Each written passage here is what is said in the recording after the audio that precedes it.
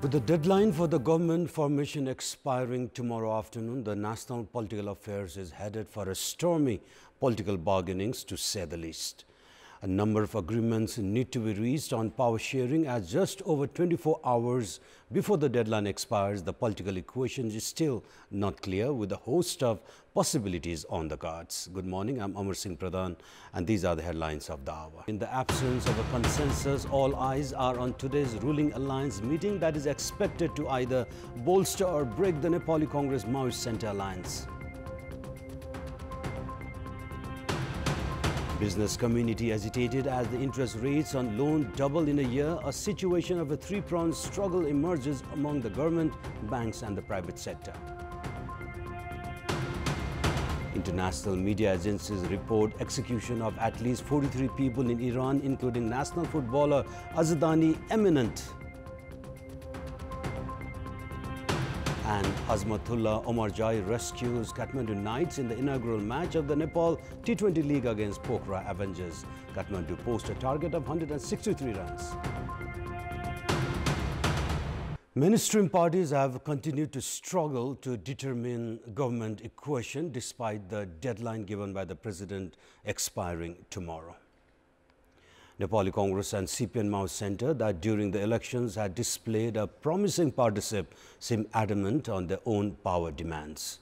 The two parties have struggled to reach a consensus on post of the President, Prime Minister and the Speaker. An official meeting between the two sides has therefore yet to be called. Prime Minister and Nepali Congress President Sher Bahadur Deuba and CPN Maoist Centre Chair Pushpakamal Dahal had held discussions twice yesterday. Sources say that the two leaders have agreed to have equal share in the government. However, the issue of who will lead the government in the first half of the tenure is still undecided. Both Deuba and Dahal have claimed to get to be the first to head the government. In the meantime, the second largest party at the parliament, CPN-UML, has hinted giving Dahal the post of Prime Minister should CPN Maoist Centre agree to form an alliance with the party. The opposition has, however, put forth the condition of taking the post of President and Speaker. All eyes will be on today's ruling alliance meeting that will either bolster or break the Nepali Congress Maoist Centre alliance. Top brass leaders of parties of the ruling coalition Nepali Congress, CPN Maoist and CPN Maoist Centre have held parleys regarding government formation and power sharing.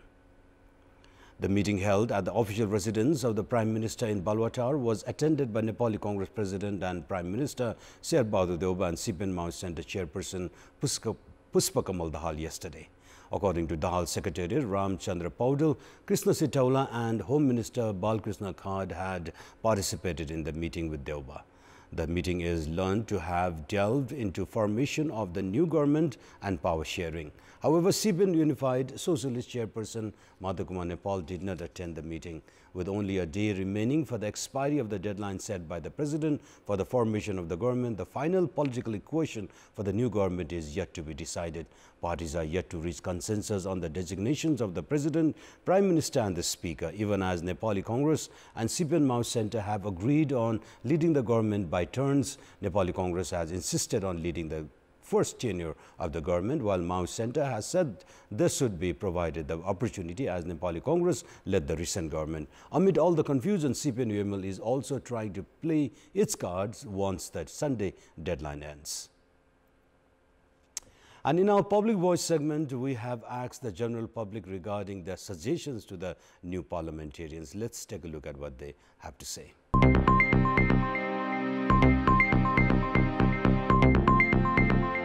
दिगो विकास र सुशासन यहाँहरुबाट नै सम्भव छ भनेर हामीले विश्वास लिएको छौं। नेपालको संविधानले दिएको अधिकारहरूलाई कार्यान्वयन गर्ने नीति निर्माण गरोस्। कम्तीमा युवा र बालबालिकाको शिक्षामा कम्तीमा 10% बजेट छुट्याइनै पर्छ। नेपालमा चाहिँ व्याप्त बेरोजगारीको समस्यालाई हल गर्नको लागि चाहिँ जनमुखी भएर काम गर्नुस्। एकदम समृद्धिको हिसाबले सबै वर्ग र जातिको हिसाबले पनि गर्नु पर्यो। विकास कसरी गर्ने, अब त्यस्तै मर्दा पर्दा जनताले सम्झने कसरी बढ्ने।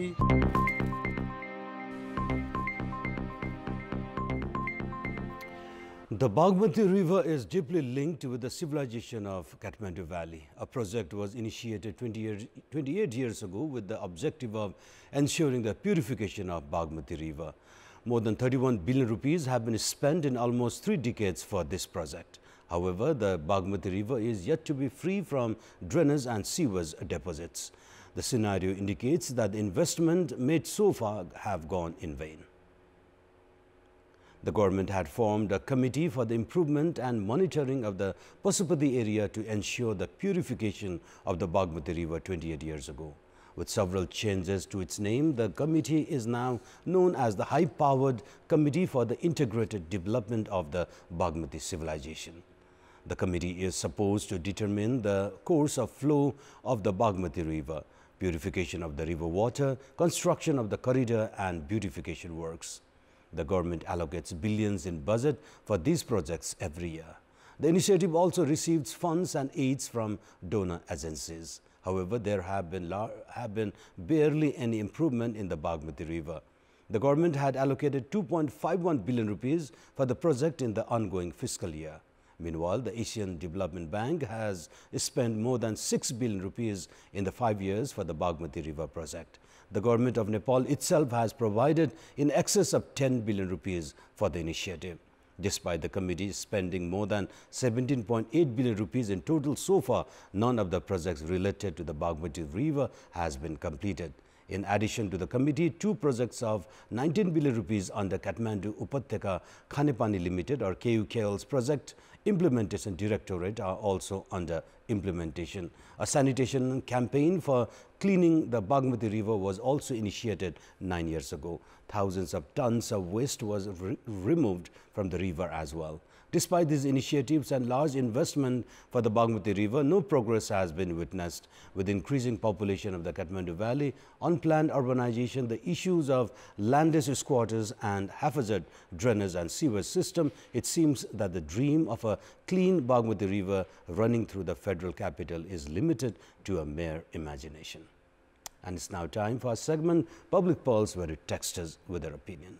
And your question is, what should be done to keep the Bagmati River clean? Your options are option A, better sewage and waste management, option B, increased government investment, and option C, responsible public. The voting is on. Type any WS, select your option A, B or C and send it to 34001 to share opinion with us. And we'll take a short break here. We'll be right back. French serial killer Charles Sobhraj was deported to France on the 6:30 p.m. flight of Qatar Airways yesterday evening. The notorious criminal nicknamed Serpent was serving his life sentence at the central jail in capital Sundara for the past 19 years and was released and handed over to the Department of Immigration yesterday itself, following a Supreme Court verdict.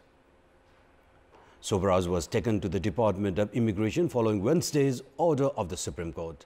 The department had earlier prepared his travel documents in coordination with the French embassy in Nepal. Sobhraj was deported through a 6:30 p.m. flight of Qatar Airways. He has been prohibited from entering Nepal for the next 10 years. Officials of the Central Jail, Department of Immigration and the Ministry of Home Affairs had held talks regarding the deportation procedures before his release from the prison. Sobhraj was convicted for multiple murders of young foreigners across Asia in the 70s. Having spent 43 years of his life in jail, the notorious criminal is the world's only convict to have served life sentences in 2 different countries.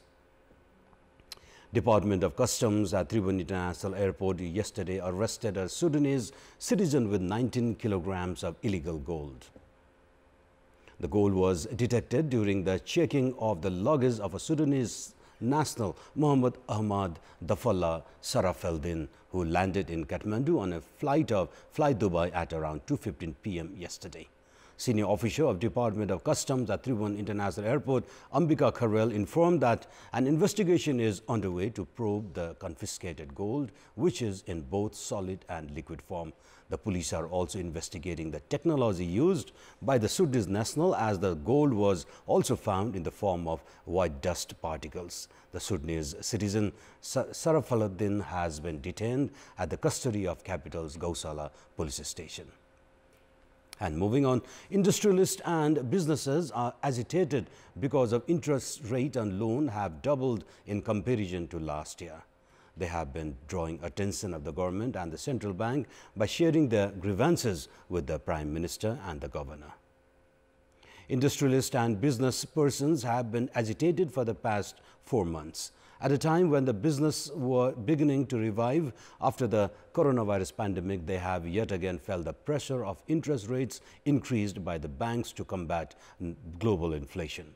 Industrialists and business persons invested in real estate and share market by receiving loans at lower interest rates during the coronavirus pandemic. However, both real estate and share market are facing a recession at the moment.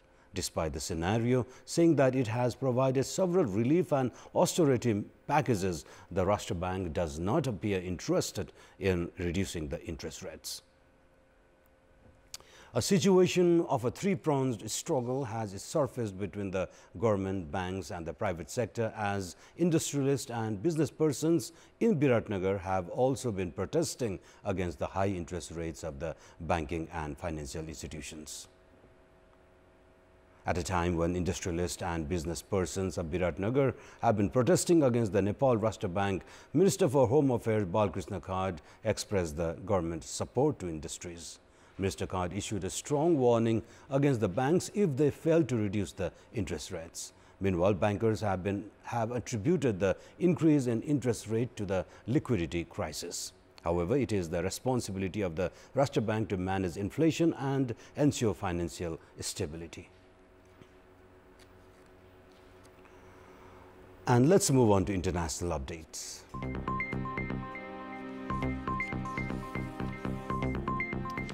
Media agencies have reported that Iran is on the verge of executing at least 43 of its citizens in the wake of the nationwide protest and demonstration triggered by the killing of Mahsa Amini in September.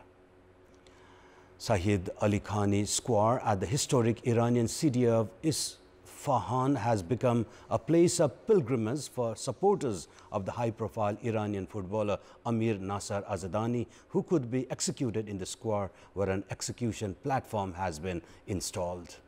Terrified Iranian families believe that while the Western world is preoccupied with Christmas celebrations, a wave of execution in the country is imminent following the recent protests that have swept the country following the death in September of Mahsa Amini, a young woman detained by Iran's notorious morality police for being accused of improperly wearing her hijab.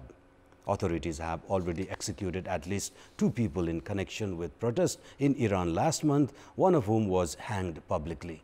Witness testimonies and officials' documents reviewed by CNN and 1500 Tasveer provide evidence that suggests a rushed judicial process in Iran, charges which could carry the death sentence often handed down in a single sitting. Nasser Azadani is accused of involvement in the killing of 3 security officers, including 2 volunteer Basij militia members during protests in Isfahan on November 16th, Iranian state media IRNA reported last week. A gunman opened fire in central Paris, killing 3 people and wounding 3 others. The attacker targeted a Kurdish cultural center and shot members of the local community. A possible racist motive is being investigated. The suspect, aged 69, was quickly arrested and it soon emerged he had been freed from prison recently. Clashes later broke out between police and a group who had gathered at the scene in the aftermath of the attack. Footage showed people starting fires in the middle of the street and smashing car windows, with officers in riot gear responding by throwing tear gas. Of the 3 people injured, one was said to be in a critical condition and the others were receiving treatment for serious injuries. There is no confirmed motive for the shooting, but local officials have said the suspect had previously been charged with racist violence. The suspect back in December last year had attacked tents at a migrant camp in Paris with a sword. It was not clear why he had recently been released. At least 11 people were killed in a blaze in Russia. Footage released today by the Russian Emergencies Ministry showed firefighters battling a blaze at an unregistered home for the elderly in the Siberian city of Kemerovo. Fire safety officials have said the entire second floor of a building housing 20 residents had been gutted. The blaze had been brought under control. They said many homes for the elderly operated without registration throughout Rasa and could not be subject to inspections as they were officially considered private property. Natasha Perk-Musar, a lawyer who won the second round of Slovenia's presidential election in November, has assumed office. Perk-Musar, who has become the first female head of state in the country, is also a former TV presenter who became an influential lawyer, campaigned on human rights, the rule of law and social welfare issues. Even as the role is mostly ceremonial, the president is commander-in-chief of the armed forces and also nominates several top officials, including the central bank governor. Most of the nominations have to be confirmed by parliament. The new president of Slovenia, an EU and NATO member state, replaces Borut Pahor, who has been active in politics for 30 years. A former fashion model who served 2 5-year terms, Pahor is often referred to in public as the Instagram president for his frequent use of the social networking site. And those were our latest headlines. Our next English bulletin will be at 6 p.m. later today. Good day.